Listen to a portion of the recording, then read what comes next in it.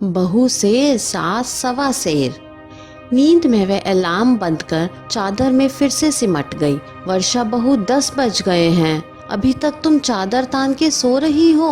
मोहित कब का ऑफिस चला गया, अब तो उठ जाओ बेटा, नहा धोकर नाश्ता कर लो। सास वनीता जी अपनी बहू वर्षा को उठाते हुए बोली। मम्मी जी, आज तो सर के साथ कमर भी बहुत तेज दुख रही है, इसलिए थोड़ी देर हो गई। आप चिंता मत करो, दोपहर का खाना मैं अकेले ही बना लूंगी।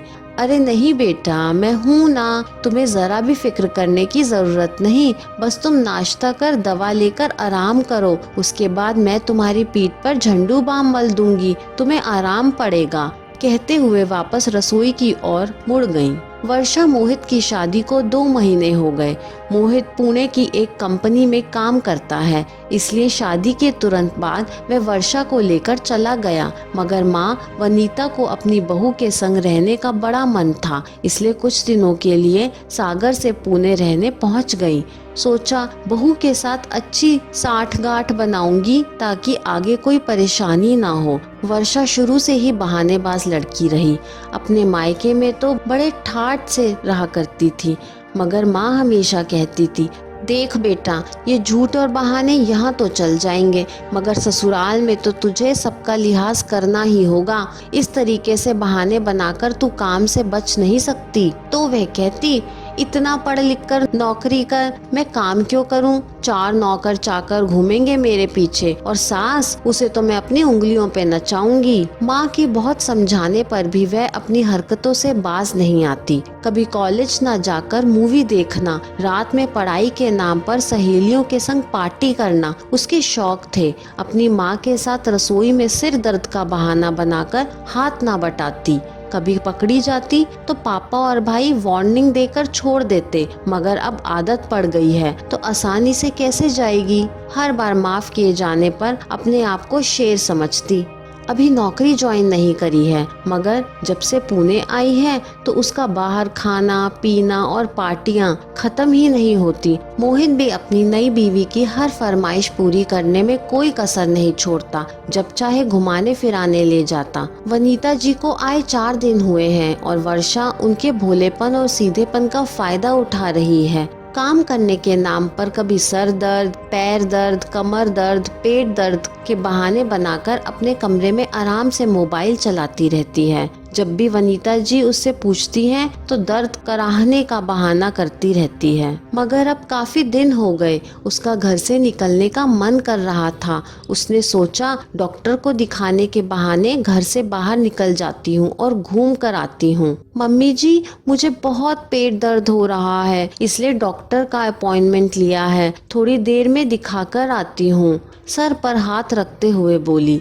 अच्छा बेटा, तुम अकेले कैसे जाओगी? चलो मैं भी तुम्हारे साथ चलूंगी, काम तो सब निपट ही गया है। नहीं नहीं मम्मी जी, वहाँ जाने आने में ही 2 घंटे लगेंगे, बड़े शहर का ट्रैफिक, उफ।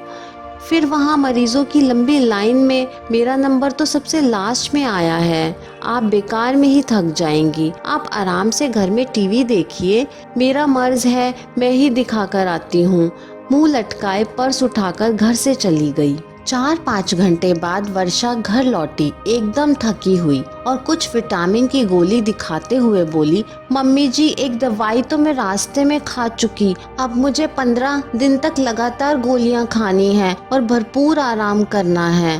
कहते हुए धीमे कदमों से अपने कमरे में पहुंच गई। हाँ बेटा, तुम्हें तो तय समय से काफी ज्यादा वक्त लग गया। एक काम करो, तुम आराम से सो जाओ, रसोई की फिक्र ना करना, मैं सब कर लूंगी। मम्मी जी, आप ना होती तो मेरा क्या होता? गले लगते हुए अपनी सास से बोली। चलो वर्षा बेटा, खाना खा लो। टेबल पर पाव भाजी, पानी पूरी, आलू टिक्की, चाट सजी हुई रखी थी। वाह मम्मी जी, आपने तो सब कुछ मेरी पसंद का बनाया है। कहते हुए जैसे ही अपनी प्लेट में पाव भाजी भरने लगी, तुरंत विनीता जी ने उसके हाथ पकड़ लिए। नहीं बहू, तुम ये सब मिर्च मसाला चाट पकोड़ा नहीं खा सकती, तुम्हारे पेट में दर्द है ना, मैंने तुम्हारे लिए मूंग दाल खिचड़ी बनाई है। अरे मम्मी जी, पेट दर्द तो अब ठीक है। नहीं नहीं बेटा, परहेज करना बहुत जरूरी है, चलो खिचड़ी खाओ। और मोहित और विनीता जी ने उसी के सामने चटकारे ले लेकर पानी पूरी, आलू टिक्की, पाव भाजी खाई और वर्षा उन्हें देख देख कर जलती रही। अगले दिन भी विनीता जी ने खाने में एक से बढ़कर एक व्यंजन बनाए और वर्षा को सिर्फ दलिया, वो भी बिना नमक वाला, खाने को दिया। शाम को मोहित और विनीता जी छोले भटूरे खा रहे थे। तब वर्षा बोली, मम्मी जी अब तो मेरा पेट दर्द बिल्कुल सही है, मुझे भी छोले भटूरे खाने दीजिए ना। नाना बहू, छोले इतने ज्यादा हेवी होते हैं, तुम्हारा पेट दोबारा दुखने लगेगा। मैंने तुम्हारे लिए मिक्स दाल खिचड़ी बनाई है, बिना नमक मिर्च की, वही खाओ। देखना तुम अगले 15 दिन यही खाकर दौड़ने लग जाओगी और सारा काम सरपट कर लोगी। फिर से खिचड़ी का नाम सुन वर्षा के होश उड़ गए। बहू, तुम क्यों परेशान होती हो? खिचड़ी दवा खाकर आराम करो। सुबह भी 12 बजे से पहले मत उठना, मैं सारा काम निपटा लूंगी। बहू, मैं तो बीमारी को जड़ से मिटाने में ही यकीन करती हूँ। तुम ये सूप पाच्छे सादा खाना खाकर ही ठीक हो जाओगी, मेरा वादा है। सास विनीता जी वर्षा के सिर पर हाथ फेरते हुए बोली। तब मोहित भी बोला, हाँ, माँ के पास घरेलू नुस्खे हैं, तुम एकदम टिप टॉप हो जाओगी। देखो तुम्हारे लिए नीम का काढ़ा बनाया है, कल करेले का बनाएंगे। मुझे तो लगता है जिंदगी में दोबारा बीमार ही नहीं होगी। और फिर तुम्हें कल को नौकरी पर भी जाना है। ऐसे ही पेट दर्द, सर दर्द होता रहा तो छुट्टियाँ भी नहीं मिलेंगी, सीधा ऑफिस से छुट्टी हो जाएगी। अपने पति और सास की बात सुन वर्षा के तोते उड़ गए।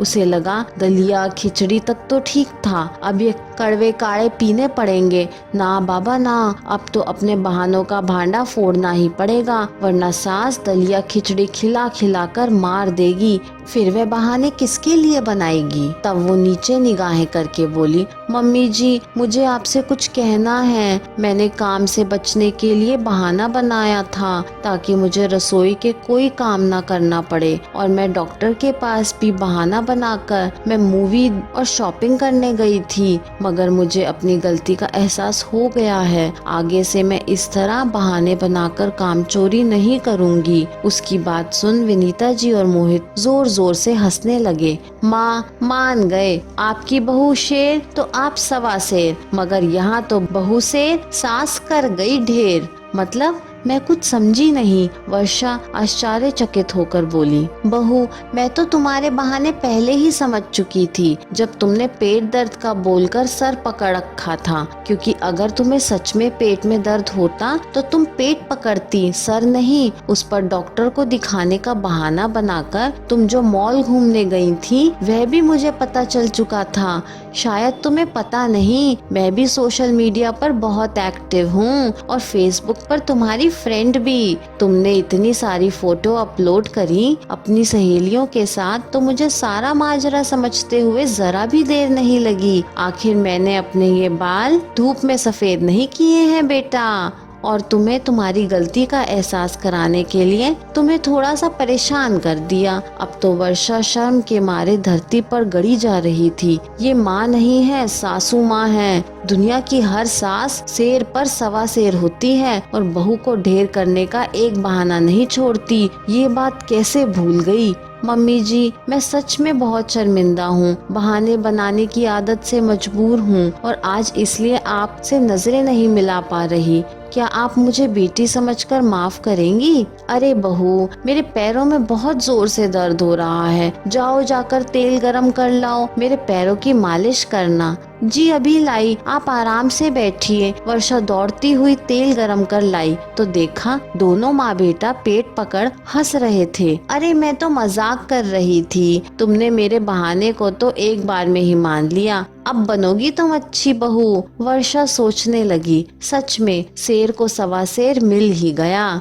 दोस्तों देखा आपने, कभी बहाने बनाकर काम से बचना बुरी बात नहीं, मगर उसे अपनी आदत बना लेना बहुत गलत है। क्योंकि जब हम पकड़े जाएंगे तो आगे हमारी बात को सच मानने में लोगों को थोड़ी मुश्किल होगी। ये बात आप तो समझ ही सकते हैं। ये कहानी आपको कैसी लगी मुझे कमेंट करके ज़रूर बताइए। कहानी पसंद आई हो तो लाइक, शेयर और चैनल को सब्सक्राइब करना ना भूलें। कहानी सुनने के लिए आपका बहुत बहुत धन्यवाद।